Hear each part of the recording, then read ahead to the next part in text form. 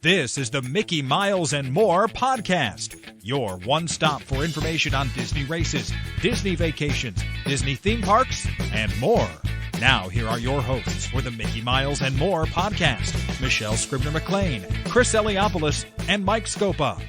Welcome home, Milers, and welcome back to another episode of Mickey Miles and More, a podcast where three friends talk about the Disney parks, the Disney races, and whatever else we feel like talking about. I'm Chris Eliopoulos, and with me, as always, is Dr. Michelle Scribner-McLean. Hi, Michelle. Welcome home. Hi. Thanks, Chris. Good to be back. Yeah? With you. Not, Are you sure? Not at school. I was going to say, right? It's good to be home. Spring break is over. Boo. But daylight savings time is here. Here we go. Can you tell the show's an hour later than it was last week? And also with us is the Dean of Disney, Mr. Mike Scopa. Hi, Mike. Hey, Chris. Wouldn't it be an hour earlier? I don't know. We sprung forward, anyways, right? We sprang forward. Well, maybe you're right. Oh, I don't know. Whatever. Anyway, either way, another podcast. that's why we Great to don't. be That's back. why we shouldn't have daylight savings time, because nobody can figure this Exactly. thing out. Exactly. Happy spring. Well, so you guys have just arrived home from a wonderful trip down to the Magic Kingdom and Epcot and all the other parks. I don't want to feel like naming them all, but you went down to Disney World.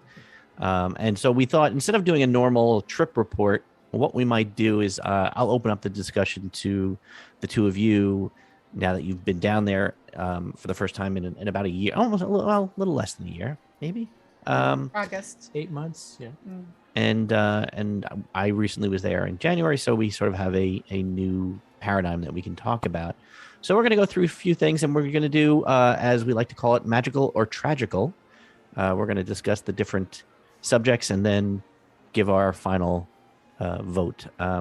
So we're going to start kind of general, and then we'll get down to the minutia. But so obviously the big question, guys, is the Genie Plus system. Michelle, before you left, you told me this was throw money at the problem, and you felt technology would save us all. So how did you feel using it? Was there like a learning curve? Well, yeah, we actually used it at least once for every park. And I feel like I'm a pretty educated person. I feel like I can pretty much solve most technology problems that come my way. I think this was really, really tricky. There were the difference between Genie Plus, and Lightning Lane was not very clear on your screen. Lots of different things are popping up. There's a suggestion tab, then there's your itinerary.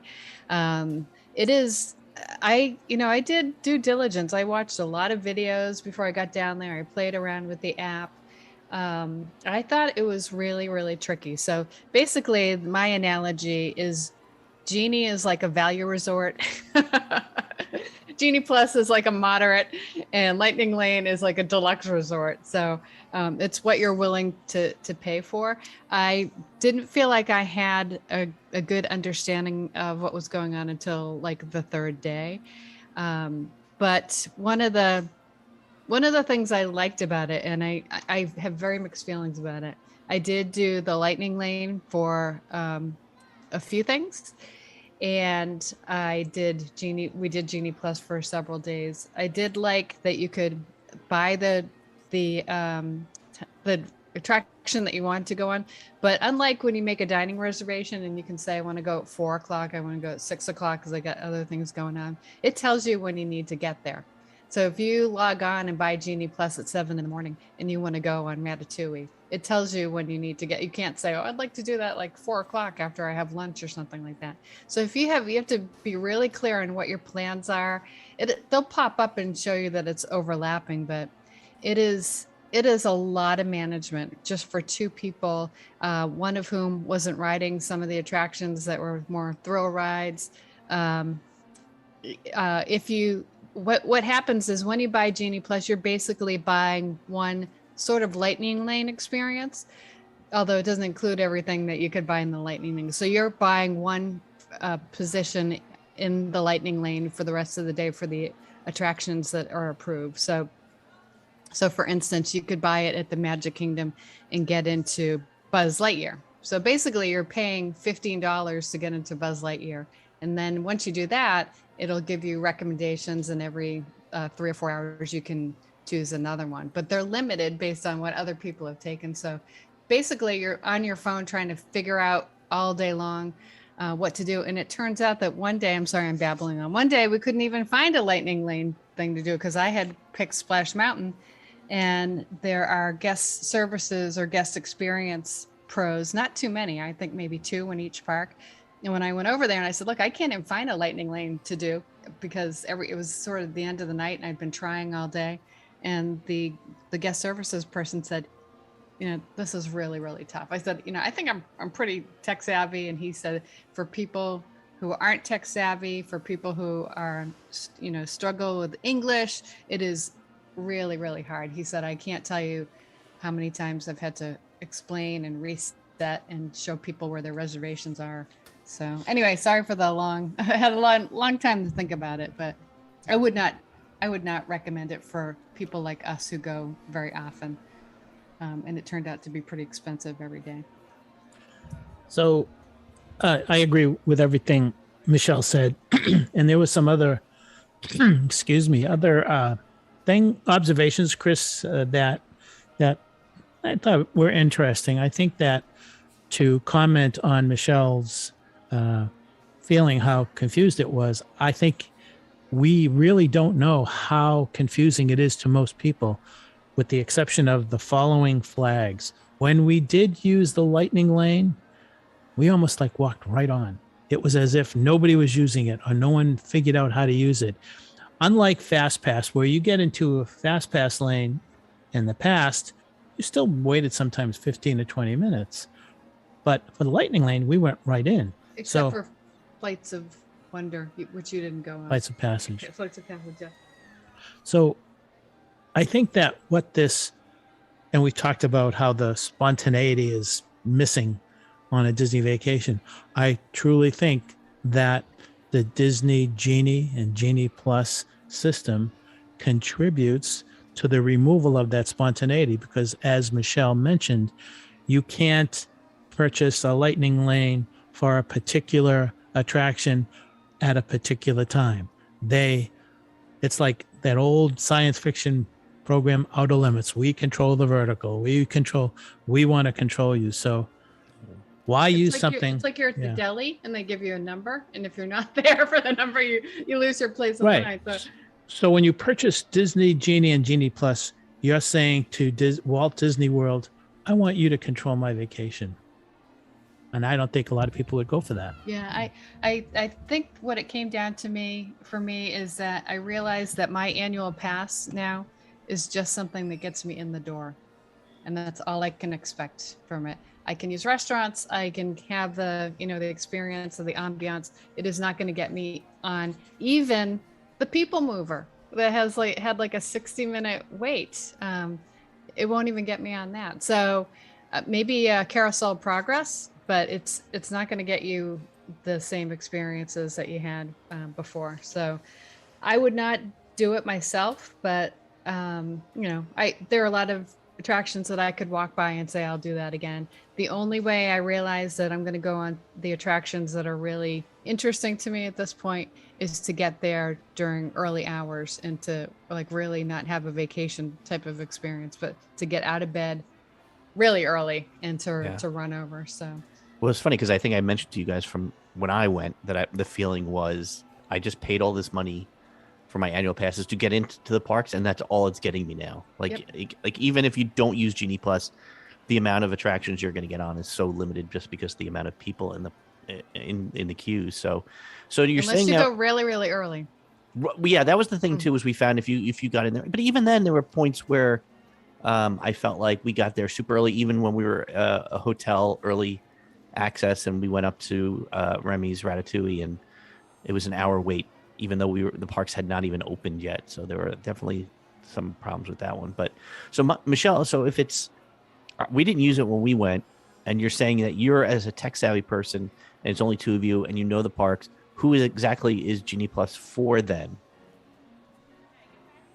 I would say I was remembering you talking about your friend who had a good experience with it.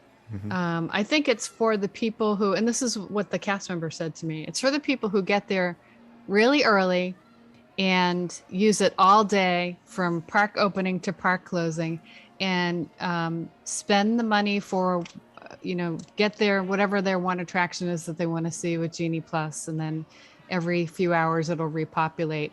But you could get something at 10 o'clock and then your next reservation might not be until 4.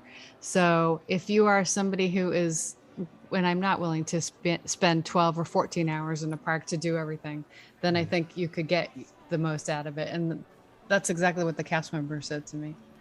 So, Chris, a few minutes ago, Michelle had mentioned that Genie Plus just gives you really one lightning lane. And what she just said now made me think about what would actually be the maximum number of lightning lane purchases or experiences you could actually have in a full day. And you have to wait so is it 2 hours or 4 You could hours? get your first one at 7 and your next one at 11. And I think after Then that is every 2 2. hours or 3 hours. So 9, 11, 1, 3, 5, 7, 9. So maybe you could get 7 if you're lucky. But it doesn't work that way because Right. as you go on during the day, there are fewer choices. So let's say Yeah. that all spots for the attractions is 100%. So then you're at 7 o'clock, everything's wide open. But then when you get to 11, and things may be sold out already. So, or you may not be able to get to Test Track until 6 p.m. And then you can't you have to just wait in line or just wander around, and you can't make another one until then. So, as the day goes on, you have fewer and fewer choices. So I would love to see it optimized that you could get that many. But again, what does your admission give you? And I think for us, I don't know, Chris, if you're the same way, maybe you're more, we're like 6 hours in the park type of people. Mm-hmm. And after 6 hours, I'm done. Like the sun and The crowds and that used to be fine. That used to be fine when I had a young family, and it used to be fine up until recently. So now 6, you can't plan anything except for like 2 attractions. So I don't want to cut you off, but just to give you like a dollars and cents for every day that we bought it, plus 1 lightning lane was like $50, and that guaranteed 2 attractions. Wow. That's on top of our annual passes. So Yeah. Correct me if I'm wrong, but somebody had corrected me when I said, well, if you have to book, you get in there early and you book for whatever Space Mountain if it's for 6 o'clock. Didn't they say it opens up for another attraction 2 hours? Like, even though your attraction is late in the day, you can book the next one in 2 hours? I booked everything at 7 o'clock, and it looked like the next one was at 11 o'clock. So, but then when you book it at 7, you might have to be there at 8:15. So like if you're in your room, you might have to like, now it says I have to be there at 8:15. Yeah. I mean, you can cancel and you can rebook things if it doesn't work out. And I did that, but then you get there at 8:15 and you can't book your next thing till 11. And now your next thing's at 3 p.m. So it's like, oh my God, it's just not fun. It's just really, I would rather have just gone early every day and made that the plan. Do you think that's the alternative to this whole thing, is just give up on Genie Plus and get there early and barrel through things? Stay at a resort hotel. Oh, here's another criticism. It was very difficult to find what time the early openings were. There were times when we got to the park at 8 o'clock, like Animal Kingdom, and Animal Kingdom had opened at 7 o'clock. And I could not, for the life of me, find that anywhere on the Genie Plus, anything. I couldn't find. So I'm like, I would have been there at 7 o'clock. Another thing that happened was I booked Splash Mountain as a lightning lane because it's my favorite attraction. And it broke down, and then they did refund because it broke down, and it was broken down for the rest of the night. But they did refund my money for the Genie Plus for that day. But like, what happens when a ride breaks down? What happens to all those lightning lane people? They said that they would give you, oh, we'll give you just a general admission to anything. It's like, well, I don't want to go. There's nothing else available. Space Mountain's gone. Big Thunder Mountain's gone. Seven Dwarfs Mine Train, gone. It's all gone.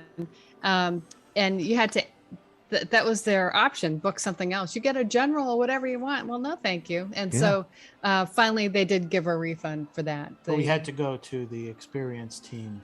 It's really hard to find them. Yeah. It's really hard to find them. The one we went to was in Adventureland. And they were really nice, but they said it's just really confusing. And I'll tell you, it's obvious that the cast members realize that it's confusing to the guests. They pretty much acknowledge that it's a very confusing system and that there are some. So if I had to do it again personally, I would stay at a resort hotel, make sure before I left my house in New Hampshire, I knew all the early opening times, and I would get my rear end out of bed, go early, do everything I wanted to, then come back and enjoy the pool. Yeah, I think I would not use Genie Plus. I feel like I did it mostly for the podcast and to be able to Mike kept on saying to me, like, how would you teach this? And I thought, like, if you were going to teach this to your students, I thought this would be, I'd have to have like a doctorate, 50 slide, like PowerPoint presentation and have everybody follow along. Cause it was tricky. So which is not what you want to do on a vacation, right? You don't want to spend the time learning a whole new operating system and watching your kids scream because they're not getting on the attraction they want because you can't get in it. It just seems like it's such a nightmare system. We did actually run into Rich and Holly, some Mickey Milers, and they made a great point. And I think, Chris, you sort of experienced it too with your family. They live in Florida now. They moved from New York to Florida. They go frequently. They said this system has made it impossible to just meet friends in the park. Yeah. Because they may want to go to studios one day and their friends can't get into studios, or you can't go on attractions to coordinate two families together.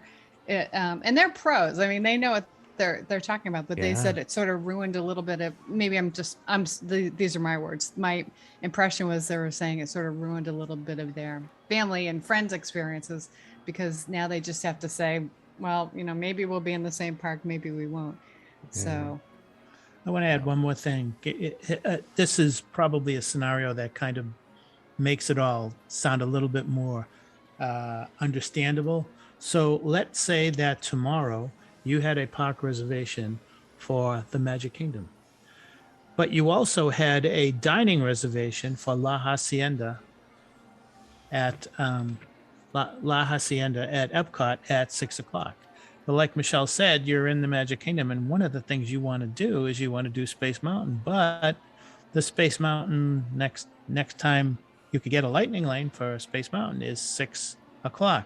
Well, you already have a dining reservation for 6:00 that day, and you don't know about this lightning lane thing until 10:00 in the morning. Well, guess what? You can't cancel your dining reservation without a possible charge to your credit card because it's inside the 24 hours. So you say, well, I guess I'm going to have to get rid of the possibility of going on a lightning lane. The other thing is that a lot of people, Chris, I mean, this is part of the general observation. A lot of people with their heads in their phones running into us. Yeah. The batteries run down really fast. Mine was running down fast. I think I need a new battery anyways, but really there's all this updating that's constantly going on, and that takes a lot of juice from your battery. So there's a lot of little things that we really learned. I mean, we kind of had an idea what it was going to be like, but boy, once you're there, and you can see the frustration, and we were hearing people talk about this, and there were some people who had no clue about Genie Plus, and we kept on hearing, "Oh, let's get a fast pass for this. Let's get a fast pass for that." And there was one point when we were on Dinosaur, and you know how you kind of you're up on a stairway and you can look down into the ride. I looked down and I just saw a sea of phones. Yeah, like everybody was looking at their phone. No, I used to yell at my kids when we'd walk through the parks and be like, I spent all this money for you guys to look around here and you're looking at your phones. It's the same problem. But all right, I got two more little quick. Did you do any of the individual lightning lanes? Yes. So Splash Mountain, that was a Genie Plus. Like Ratatouille. Ratatouille. That was another thing. You couldn't tell how much it was going to cost you until you already were charged for it. Wow. So it didn't come up and say, as far as I could see, it didn't come up and say, this is going to cost a certain amount of money. So Ratatouille, which was a waste of money because it turns out since we were at Beach Club, we just got there when the park opened and the wait was 20 minutes. Yeah. So we didn't even have to do it. Yep. But I think Pirates was not a lightning lane. What was the other You know, one? Rise of Resistance. or- No, we did Flight of Passage. No, Flight of Passage was one, and I bought 2 of them, and then Mike didn't want to go on it, so I took his Magic Band and used my watch for a second ride, but that was I think $10 or something. That's an attraction I've only been on once, and I didn't have a great experience because of the person next to me screaming. So I really enjoyed it, but you know, I don't know. You know, my salary's fine. I can afford it. It's just I think it came down to this. It just doesn't seem fair. It just doesn't seem fair. It doesn't seem right. Well, it's so funny that you said that, because like that's initially what I told you when we came back, which was it's not that we can't afford it. It's a slap in the face. You spend all this money to get into the parks and go on the attractions. Now you want me to spend more money just to enjoy the attractions? Like I can't even do that. So it's frustrating. And one last observation is that because there were not that many people, Chris, using the Genie Plus Lightning Lane system, whatever you want to call it, the standby lines were pretty long. Yeah. The standby lines were very, very long. And for those who were not part of my texting while we were there, I will mention one particular long line, and then you'll understand what I mean.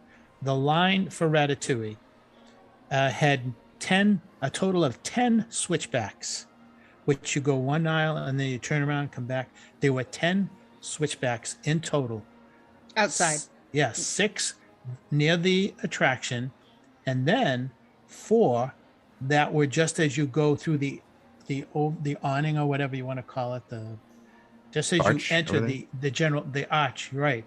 Now, the line continued past the maze in France, up past where you start going into the bridge, and it was 3/4 of the way to the United Kingdom. So think about how long that line was. Yeah.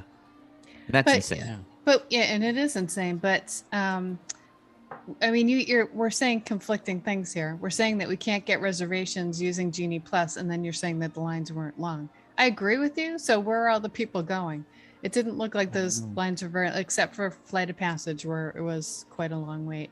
I will say that once you get it, I didn't have any problem with the technology. I used my Apple Watch, and I was able to get in. I didn't have any, didn't turn the wrong color or anything like that. So it worked every single time that we had booked it.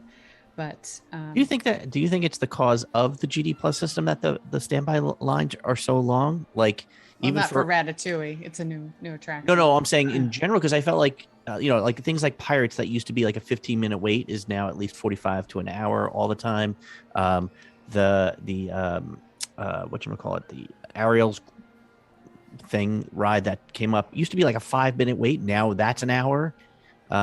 I feel like every attraction now is a wait, no matter what. You used to be able to get a fast pass, say at Splash Mountain, and while you're waiting for it, you could go on Pirates, or you could go on, one of the other attractions that are nearby, or 2, before you have to go back. And you can't even do that now because it's going to take another couple of hours. But do you think it's the cause of the Genie Plus, or do you think it's just the crowds in general? I think it's I don't know. I'm thinking my first example is the first day at the Magic Kingdom when we got there, what we thought was the early hour, 8 o'clock. I booked it because Mike didn't want to go on that. I booked it, and the line was 80 minutes at 8 o'clock. Yeah. 80 minutes. Another thing I noticed I knew we met some other friends of ours who were in that line. They just seemed to be just ahead of me. We think that the posted times, while they're usually inflated, were greatly inflated. They said they waited in line for 45 minutes, and I was in the same line that said 80 minutes, and I gave up. So I don't know if that answered any question, but there's just a lot of things that need to be worked out, I think.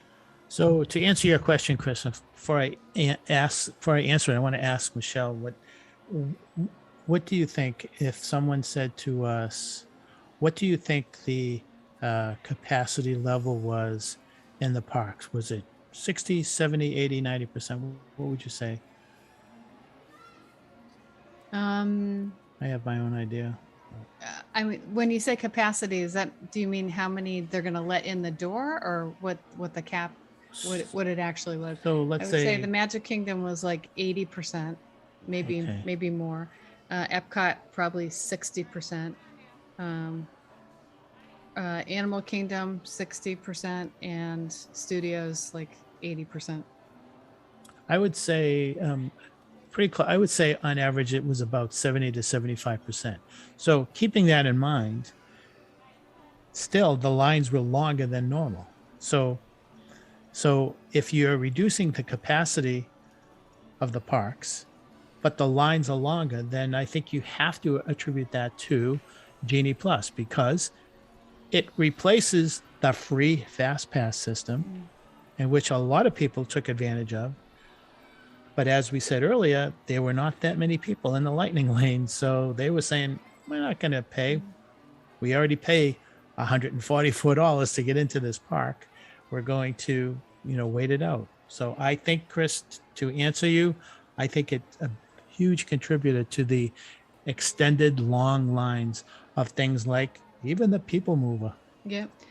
I never went on Rock and Roller Coaster, favorite ride. Never went on Tower of Terror, favorite ride. Couldn't even get on the land without a really long wait. So,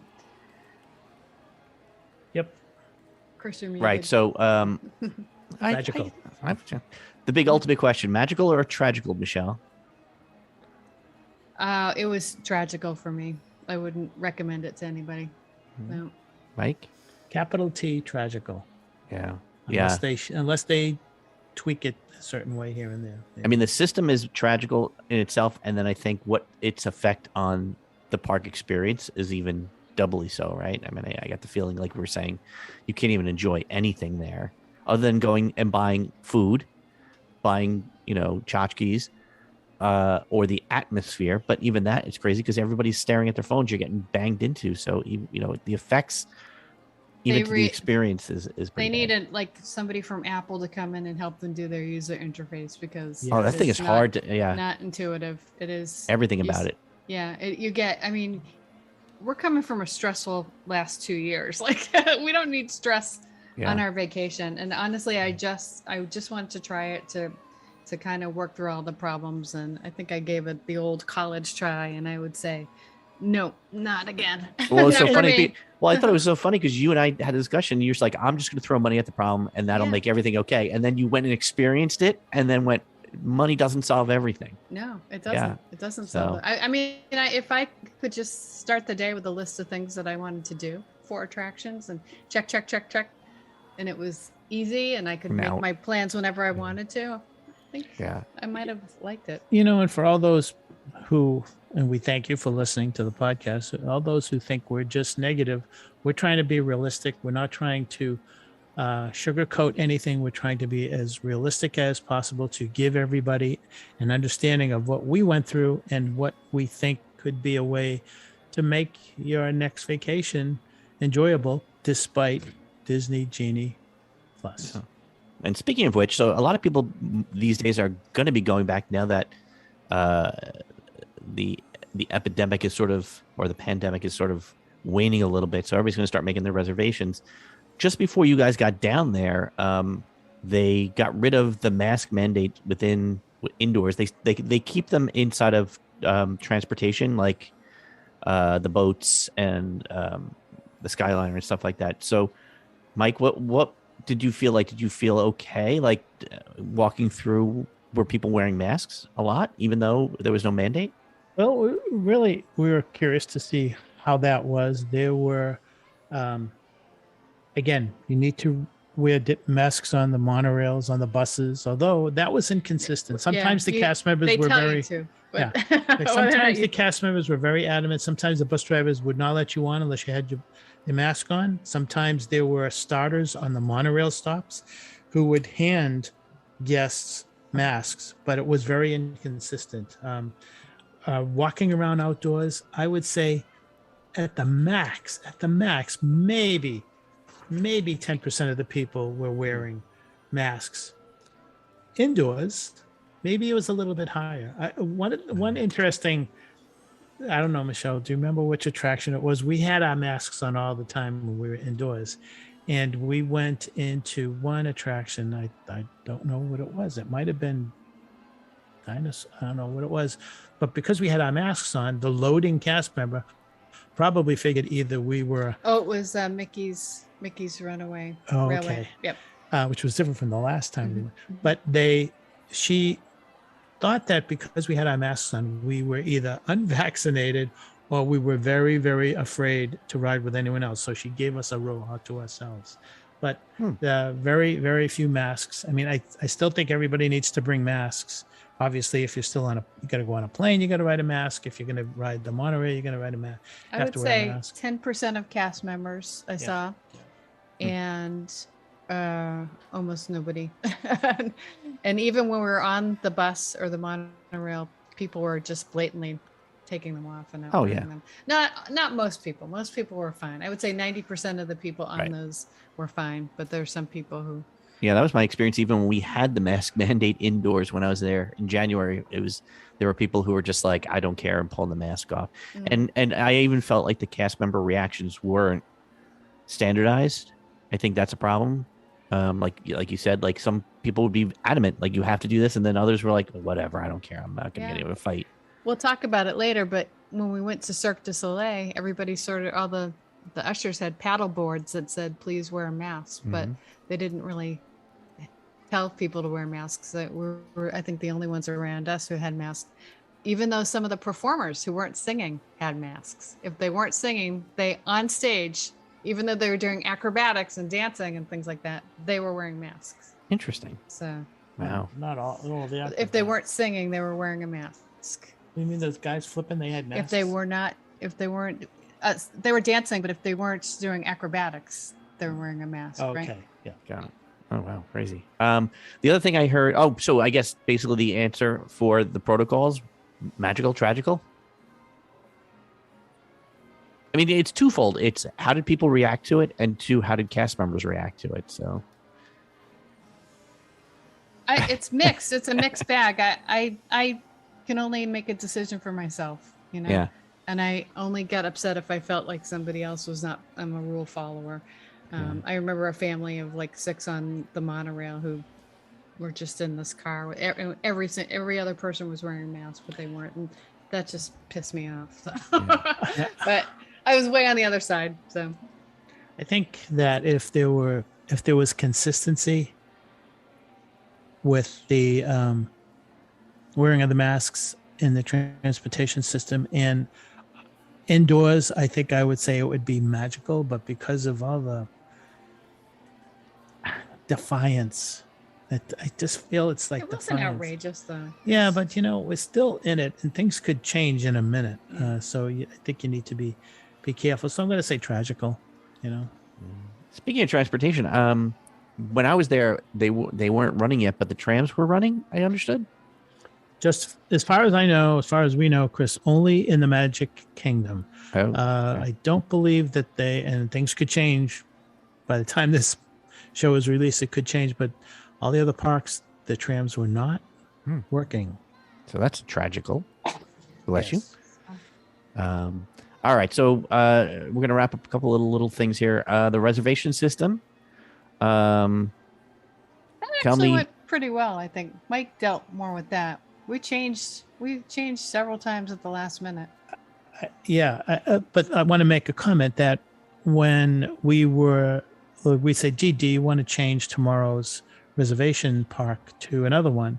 And we said, yeah, we had to figure out where we wanted to change it. And before you even do that, you have to look at the park availability calendar. I know one morning we were going to go to the studios, and we decided we were going to go to Epcot. I went on the park availability calendar, and studios was locked out that day. So if we changed it, we would not be able to get back in, but the Epcot availability was there. So the thing is that buyer beware. If you make a park reservation days, weeks, months ahead of time, you really need to assume that that's going to be the one you're going to be going, and then you may be locked in because things change.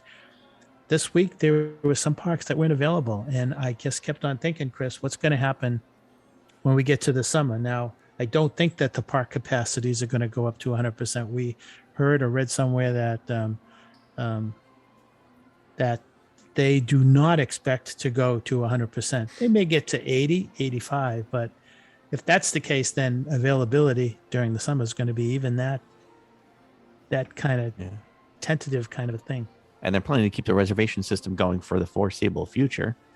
And so it's also just it's a weird thing. I'm trying to figure out why they're not going to full capacity if the mandates are down. Is it cast member availability? Is it not having enough workers, enough supply chain problems? Like that kind of stuff is maybe causing them to sort of hold back. But I guess we'll have to see. So, gosh, I mean, it's already packed. Who are we going to put people? That's what I felt like. I was like, this is supposed to be 75% capacity. Sure felt like it was 100 to me, but yeah.